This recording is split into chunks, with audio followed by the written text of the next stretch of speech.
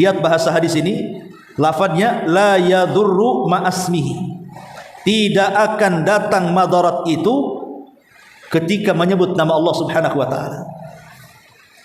Asal kita menyebut nama Allah Subhanahu wa taala, meminta perlindungan kepada Allah agar kita dijaga dan dipelihara, maka yakinlah tidak akan ada musibah, penderitaan, madarat, bala yang sampai kepada kita. Kenapa? Karena yang namanya musibah itu memang didatangkan oleh Allah dan diangkat oleh Allah. Lah yang mendatangkan musibah siapa? Allah. Yang mengangkatnya Allah juga. Kalau kita menyertakan Allah untuk mengangkat musibah atau mencegah musibah, bukan mustahil Allah Subhanahu wa taala akan menolong kita. Karena di banyak ayat dalam Al-Quran dan hadis-hadis Nabi SAW, tidak ada yang bisa menyingkap sebuah madarat kecuali Allah Subhanahu wa ta'ala. Amman yujibul mudtarra idza da'ahu wa yakshifus su'. Siapa lagi yang bisa mengijabah doa orang yang kesulitan, atau mengijabah dan menyingkap sesuatu yang akan menjadikan madarat bagi kehidupan, kecuali Allah Subhanahu wa taala. Makanya kenapa di sini pengarang memberikan judul bagaimana caranya agar kamu dapat menolak musibah yang datang tiba-tiba. Karena musibah datang dari Allah dan Allah juga yang akan mengangkatnya. Maka kaidah di sini, siapapun yang melibatkan Allah untuk menghalau musibah dengan cara menyebut-nyebut namanya, maka Allah akan memberikan perlindungan dan tidak akan ada musibah yang menyentuhnya. Walaupun satu dunia sekalipun, baik jin ataupun manusianya berkumpul untuk mencelakakan kita, memberikan madarat, kalau madarat itu belum ada kehendak dari Allah dan tidak dicatat di Lauhil Mahfuz, maka selamanya musibah itu tidak akan sampai kepada kita.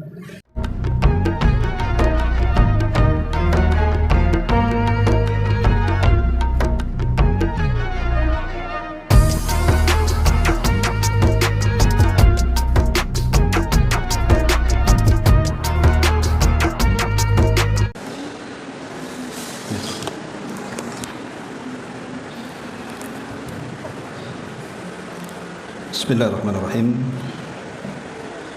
Assalamualaikum warahmatullahi wabarakatuh.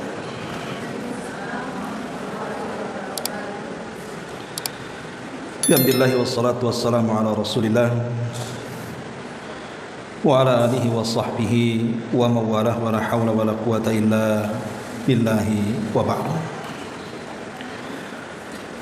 Baik, kita akan lanjutkan kajian kita, masih membahas kitab 175 jalan menuju surga,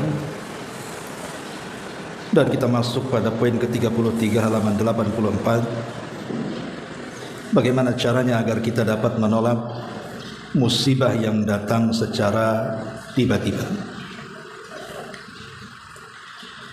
Baik, kita akan baca dulu baru kita jelaskan. Rasulullah sallallahu alaihi wasallam bersabda, "Man qala hina yumsi bismillahi la yadur bismillahilladzi la yadurru ma asmihi syai'un fil ardi wala fis sama wa huwa as-sami'ul 'alim thalatha marratin lam yusibhu faj'atu bala'in hatta yusbiha wa man qalaha hina yusbihu thalatha marratin lam yusibhu faj'atu bala'in hatta yumsiya." Kata Nabi sallallahu alaihi wasallam, barang siapa yang ketika memasuki waktu petang mengucapkan dengan nama Allah, zat yang dengan menyebut namanya sesuatu apapun yang ada di bumi ataupun di langit tidak bisa memberikan madarat kepadanya, dan dia Maha mendengar lagi Maha mengetahui, dibaca 3 kali, niscaya dia tidak akan ditimpa musibah secara tiba-tiba sampai dia memasuki waktu pagi. Dan barang siapa yang mengucapkannya ketika memasuki waktu pagi, 3 kali bacaan, niscaya dia tidak akan tertimpa musibah secara tiba-tiba sampai dia memasuki waktu sore. Kemudian Nabi SAW juga bersabda, "Ma min 'abdin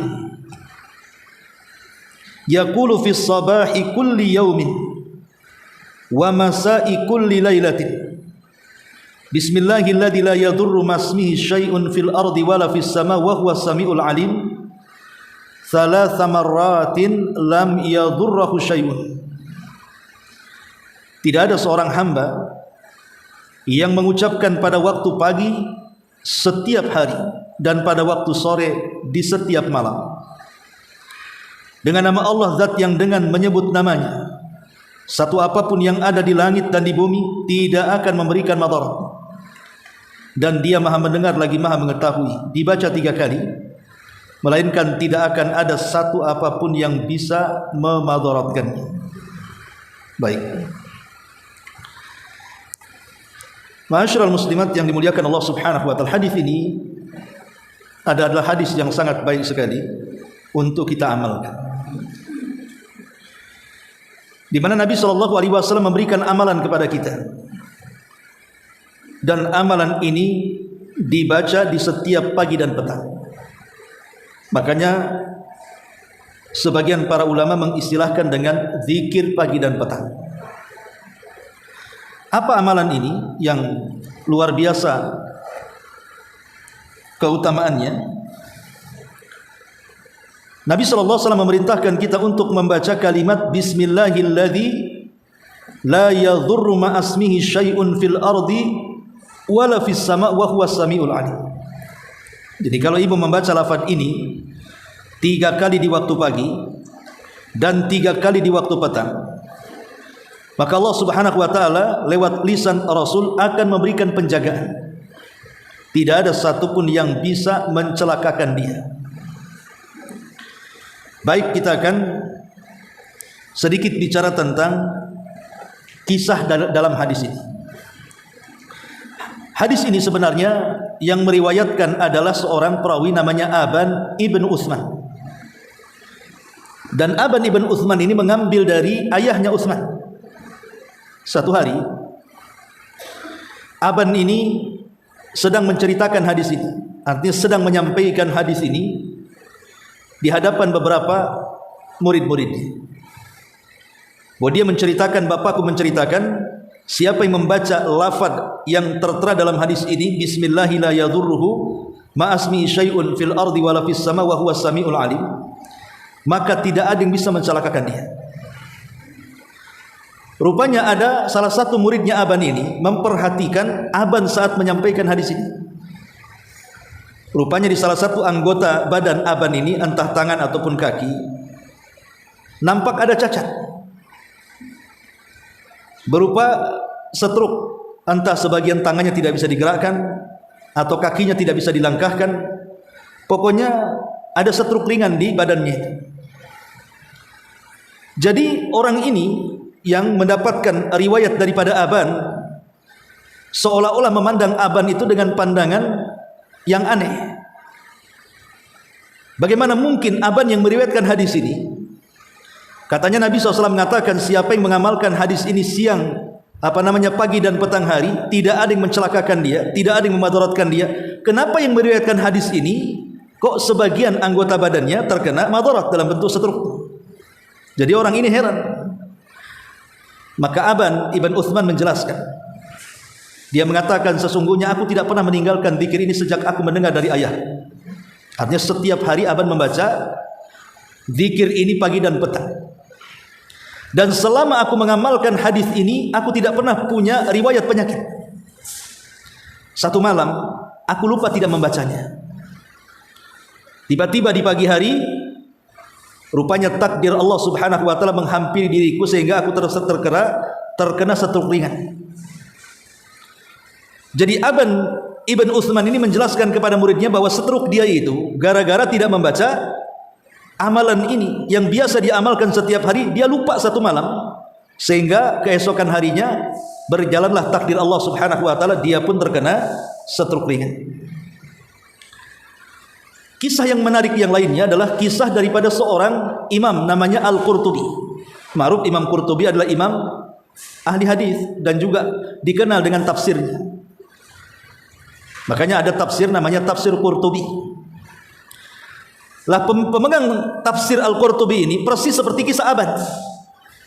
Kata Imam Qurtubi, semenjak aku mendengar hadis itu, aku tidak pernah meninggalkan untuk membacanya siang dan malam. Jadi dia mengamalkan betul-betul hadis ini, dan dia sangat yakin bahwa siapapun yang mengamalkan lafaz dalam hadis ini tidak akan celaka, tidak akan tertimpa madarat kecuali dengan izin Allah Subhanahu wa taala. Dan selama aku mengamalkan lafaz ini, alhamdulillah, kata Qurtubi, aku tidak pernah ditimpa madarat apapun. Sampai satu malam saat aku berada di kota Madinah, aku lupa membaca hadis ini. Maka tiba-tiba kemudian entah dari mana datangnya kalajengking. Tiba-tiba kalajengking itu menyengat badanku dan aku mengalami demam hebat. Dari dua kisah ini, pertama kisah Aban ibn Utsman, yang kedua kisah Imam Qurtubi, menunjukkan bahwa ulama salaf itu sangat yakin sekali untuk mengamalkan amalan ini. Harusnya kita juga sama. Kalau Nabi SAW memberikan amalan, kemudian dalam amalan itu menyebutkan khasiatnya, keutamaan dan keuntungannya, maka kita harus yakin dengan apa yang disabdakan Nabi SAW. Jangan dibuat amalan ini sebagai amalan coba-coba, tapi harus dengan penuh keyakinan seperti Aban ibn Utsman dan Al-Qurtubi tadi. Dia sangat yakin orang yang mengamalkan amalan ini akan dijaga oleh Allah Subhanahu wa taala, karena keduanya sudah merasakan. Ketika lupa tidak mengamalkan amalan ini, tiba-tiba atau secara tiba-tiba datang bencana kepada keduanya. Yang satu diserang stroke ringan, yang satu diserang kalajengking. Ma'asyiral muslimat yang dimuliakan Allah Azza wa Jalla, itu yang terkait dengan beberapa kisah yang terkait dengan hadis ini. Baik, kita akan ambil faedah dari hadis ini. Hadis ini membicarakan tentang persoalan keutamaan zikir, bahwa siapapun yang berzikir kepada Allah dan menyebut namanya, maka Allah tidak akan membiarkan orang yang berzikir kecuali Allah akan memberikan penjagaan.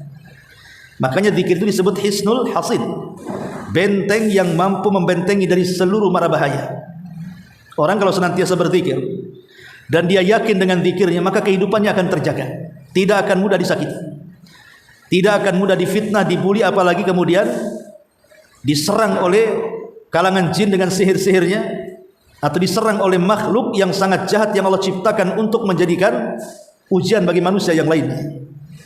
Jadi ini salah satu zikir untuk membentengi diri dari setiap keburukan. Maka rugi kalau seandainya seseorang tidak membacanya. Bacalah setiap hari di waktu pagi dan petang. Ada sebagian orang mengatakan bahwa kalau zikir ini tidak dibaca tepat waktu, maka tidak ada pengaruhnya.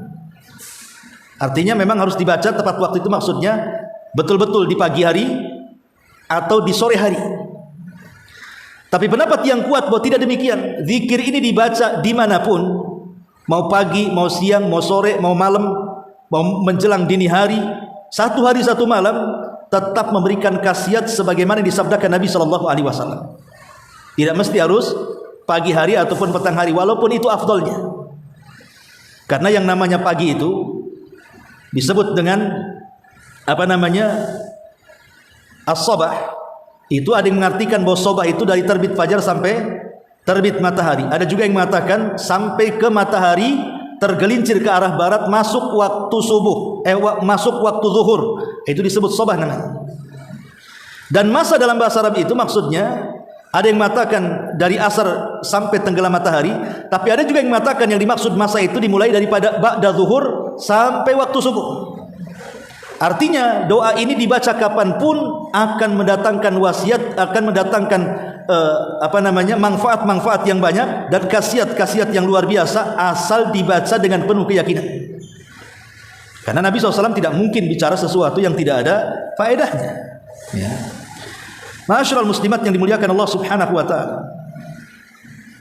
Kemudian juga di antara faedah hadis ini, yang namanya manusia itu, Bu, saya, ibu atau siapapun, dalam satu hari itu kan tidak akan ada yang tahu apakah dia akan mendapatkan kecelakaan di hari itu atau tidak.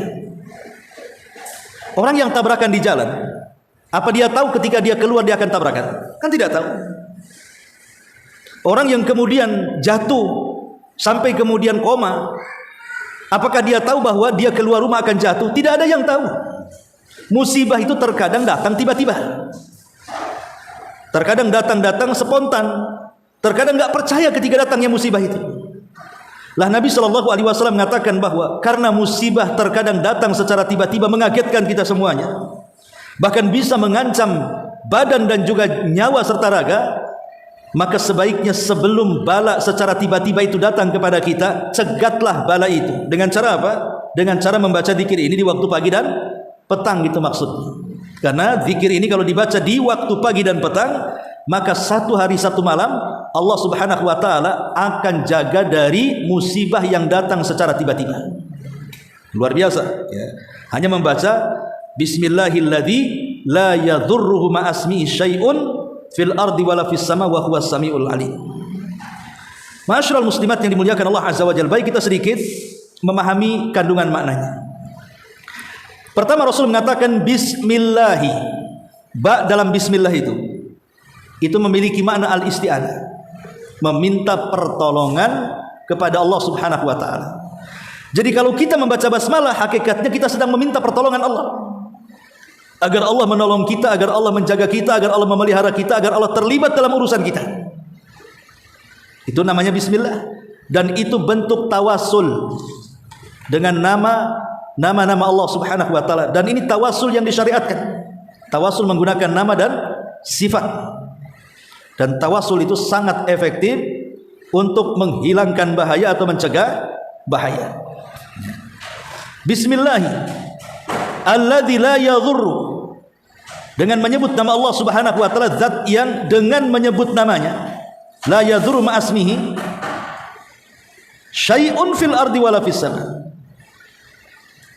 Dengan nama Allah, zat yang dengan menyebut namanya, satu apapun yang ada di langit ataupun di bumi tidak mungkin datang memberikan madarat kepadanya.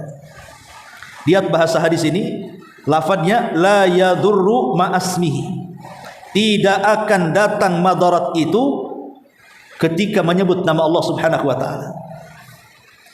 Asal kita menyebut nama Allah Subhanahu wa taala, meminta perlindungan kepada Allah agar kita dijaga dan dipelihara, maka yakinlah tidak akan ada musibah, penderitaan, madarat, bala yang sampai kepada kita. Kenapa? Karena yang namanya musibah itu memang didatangkan oleh Allah dan diangkat oleh Allah.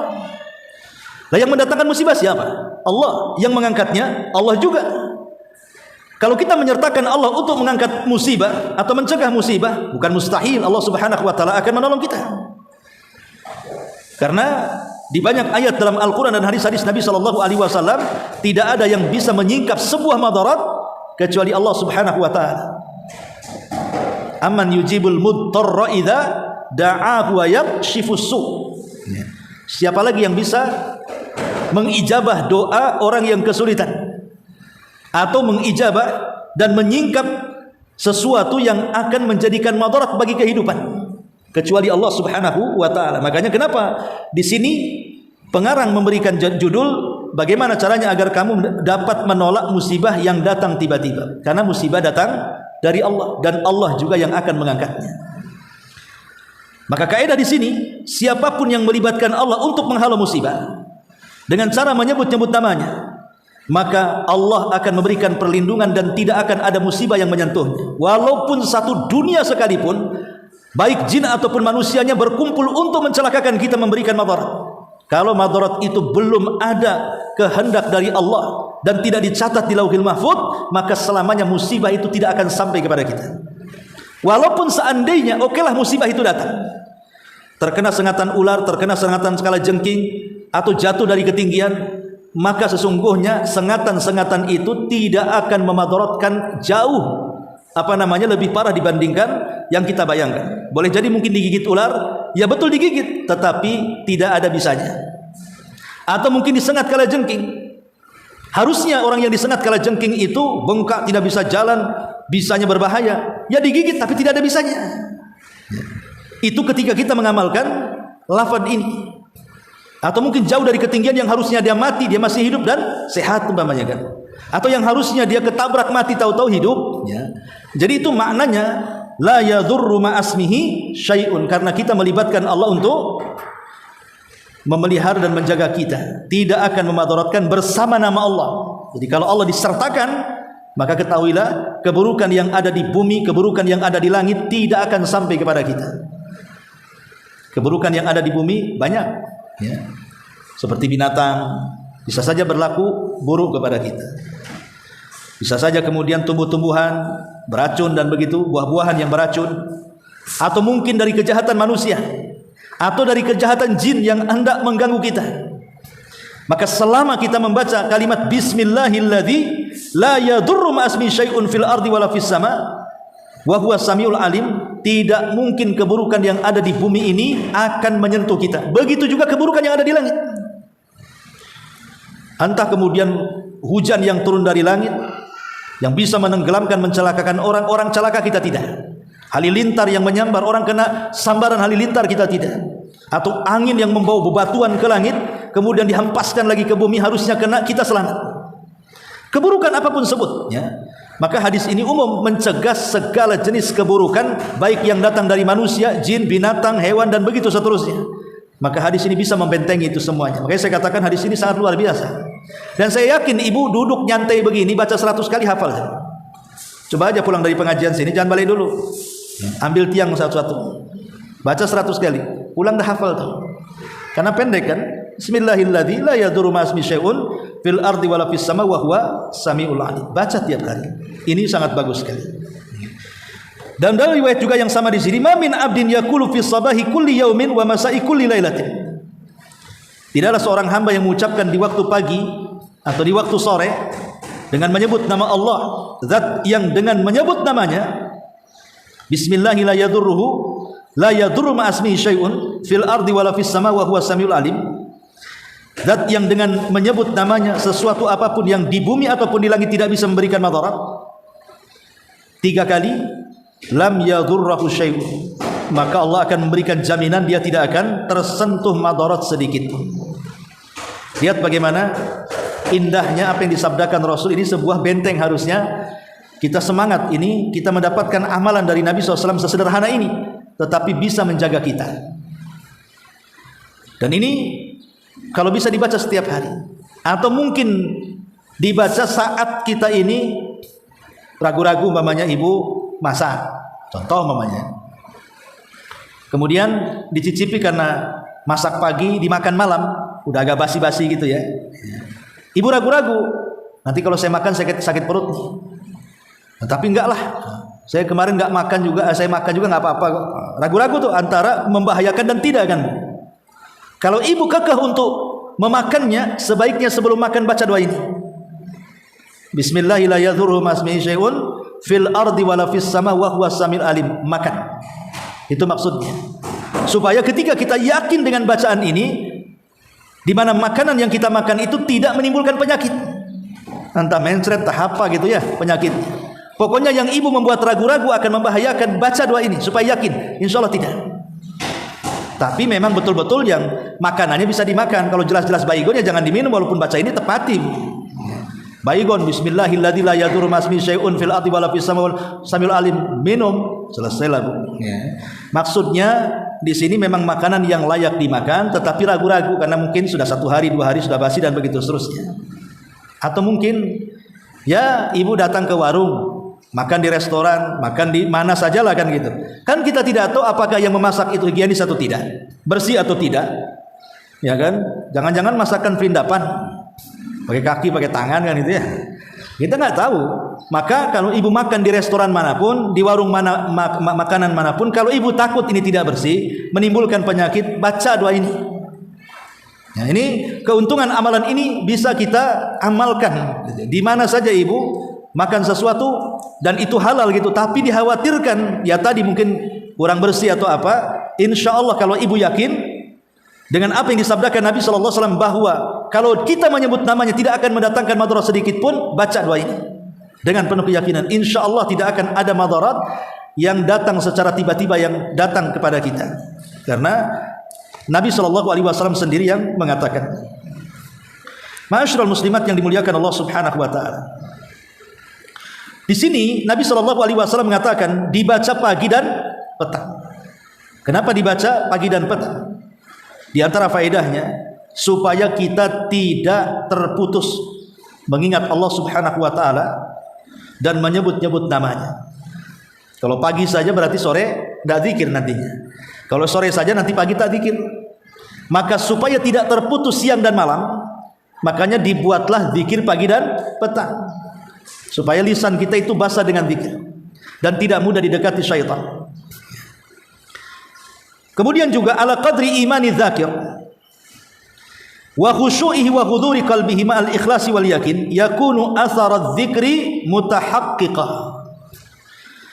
Jadi khasiat zikir ini bisa betul-betul berkhasiat kepada kita, membuahkan hasil bagi yang membacanya.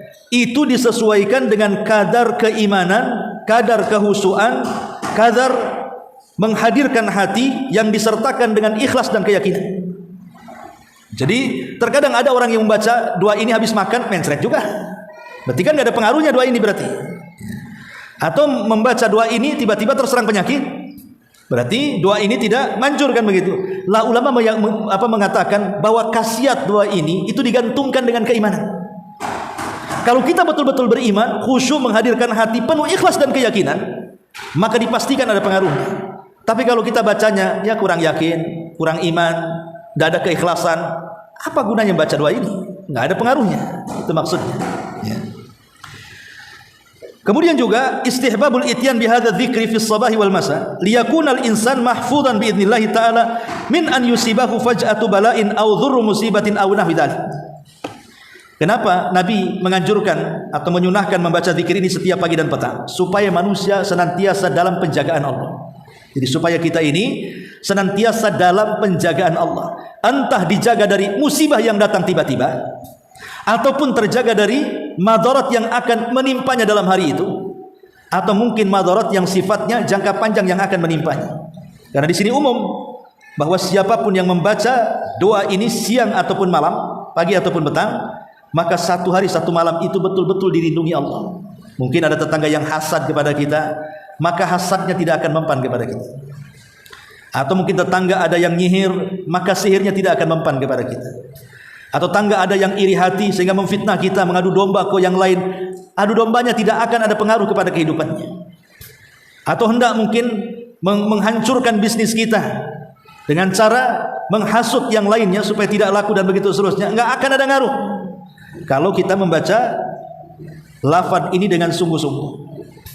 Termasuk juga Bu, kalau ibu masuk ke salah satu rumah, selain membaca a'udzu bikalimatillahi tammati min syarri ma khalaq, memang ibu punya rumah baru yang belum pernah ditempati, atau rumahnya sudah lama tidak ditempati karena ibu pulang kampung, ya.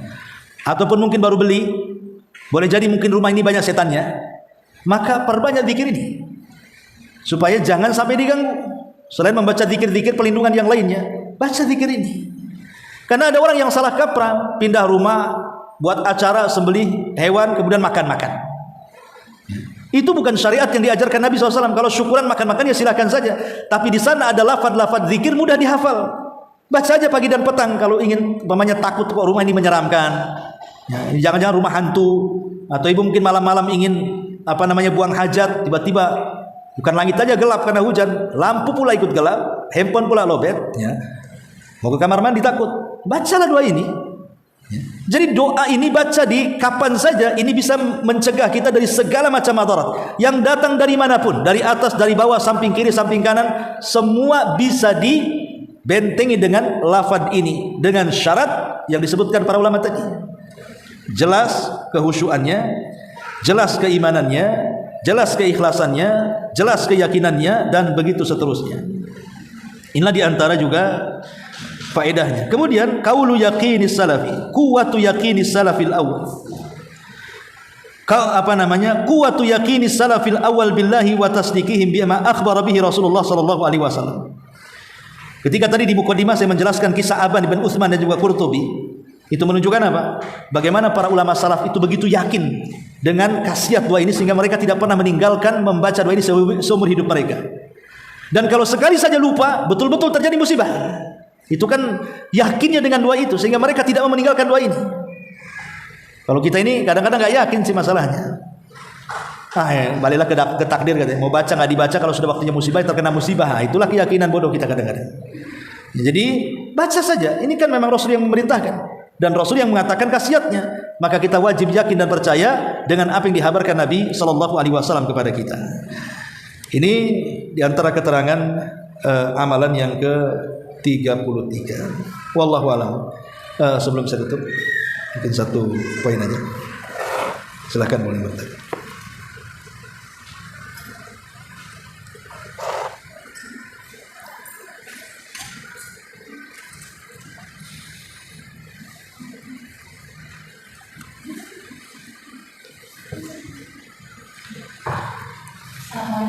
Waalaikumsalam.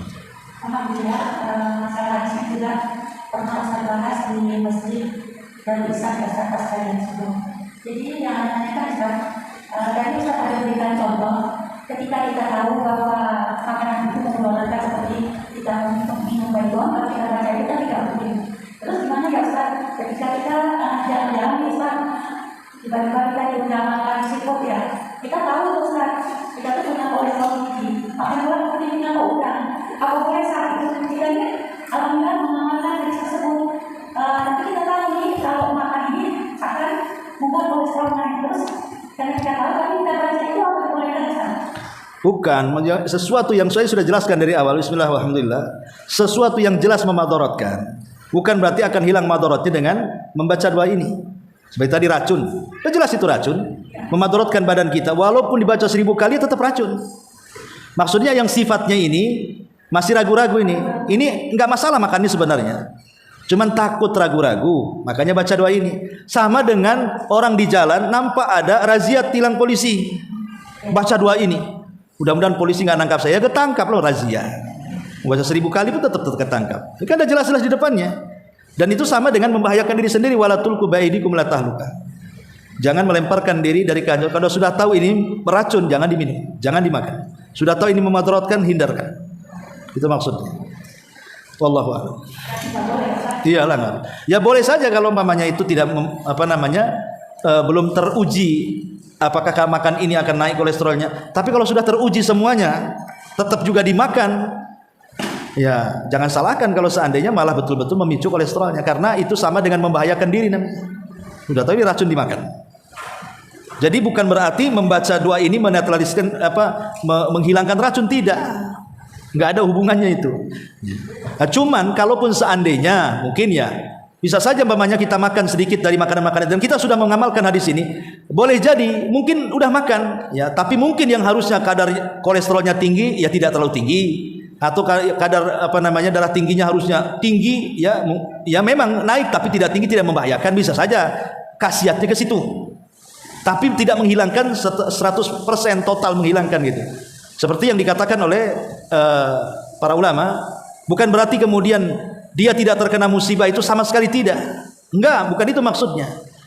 Terkadang terkena musibah juga. Mungkin dia tergigit ular ataupun kalajengking. Tetapi boleh jadi kalajengking dan ularnya itu tidak berbisa. Mungkin ular berbisa, tapi bisanya tidak mematikan. Itu maksudnya dia akan terlindungi dari madarat yang akan mencelakakannya. Wallahu a'lam. Ustaz, ini ada yang bertanya. Beliau biasa membaca sampai 10 kali tiap hari Ustaz. Untuk zikir ini. Boleh, nggak apa-apa. Hitungan 3 itu 3 kali itu kan minimalnya 3 kali. Karena doa zikir pagi dan petang itu kan banyak, bukan hanya lafaz ini saja. Kalau banyak-banyak yang lain nggak kebaca gitu ya. Jadi minimal 3 kali kan itu supaya kebaca semua. Tapi kalau mau diamalkan tanpa ada hitungan ya silahkan sambil bacain dari sini ke rumah mau 100 kali ya nggak apa-apa. Ya, karena itu kita zikir. Cuman kalau dilakukan dalam mengikuti hadis Nabi di waktu pagi dan petang ya sebaiknya ikut tuntunan 3 kali ya 3 kali gitu ya. Tapi kalau mau dijadikan amalan zikir ya tidak masalah. Setelah 3 kali yang diperintahkan Rasul namanya pagi hari ya, siang ingin baca lagi ya silakan saja. Tetapi niatnya zikir. Dijadikan lafaz ini sebagai lafaz zikir. Wallahu a'lam. Ustaz, yang tadi Ustaz sampaikan bahwa zikir ini boleh dibaca kapan saja, tidak mesti pagi atau petang. Apakah termasuk zikir yang lain yang terkandung dalam zikir petang itu Ustaz? Karena kita ada kebutuhan tidak sempat untuk membaca zikir petang. Boleh kita baca di lain waktu Ustaz? Boleh, karena gini definisi kan di situ ada bahasa sobah masa dalam bahasa Arabnya ya. Sobah itu artinya pagi, masa itu artinya petang. Lah kalimat sobah ini dari jam berapa ke jam berapa sebenarnya? Ada yang mengatakan kalimat sobah itu dari terbit fajar shadiq, maksudnya waktu subuh, sampai terbit matahari. Itulah disebut sobah namanya. Tapi ada juga sebagian para ulama mengatakan sobah itu bukan hanya sampai terbit matahari, tapi sampai zawal. Zawal itu artinya matahari condong ke arah barat, datang waktu zuhur. Atau dengan kata lainnya, dari waktu subuh sampai zuhur, itu disebut sobah. Adapun masa, ada sebagian para ulama mengatakan masa itu artinya dari asar ke maghrib, itu disebut masa. Tapi sebagian ulama yang lainnya, terutama ulama bahasa, mengatakan bahwa masa itu mulai dari ba'da zuhur sampai subuh. Itu maksudnya. Sehingga kalau cuman ulama mengatakan bagaimanapun yang paling afdal, ya tentu dibaca di awal waktu. Di awal waktu itu ya maksudnya dari subuh sampai terbit matahari itu namanya awal waktu. Atau dari asar ke maghrib itu awal waktu namanya. Tapi kalau tidak sempat di awal waktu, bukan berarti di tengah, di akhir waktu tidak boleh, gitu maksudnya. Jadi kalau mamanya zikir jam segitu tidak sempat, ya sudahlah agak siangan kita zikir. Atau sore nggak sempat, ya udah malaman kita zikir. Yang penting kita baca zikirnya gitu. Wallahu a'lam. Ya. Apabila zikir tersebut jika dibaca juga berpengaruh untuk keluarga yang tinggal dalam satu rumah dengan kita atau mereka berdiri sendiri. Efek dari zikir itu. Efek zikir itu kepada yang berzikir. Efek zikir itu kepada yang berzikir. Lain kalau doa. Kalau doa efeknya kepada orang banyak. Ya, karena doa itu bisa mendoakan diri sendiri, bisa mendoakan orang. Kalau zikir itu amalan orang berzikir. Karena dia yang berzikir. Jadi khasiatnya kembali kepada yang berzikir. Wallahu a'lam. Ya, cukup subhanaka wa bihamdika asyhadu an la ilaha illa anta astaghfiruka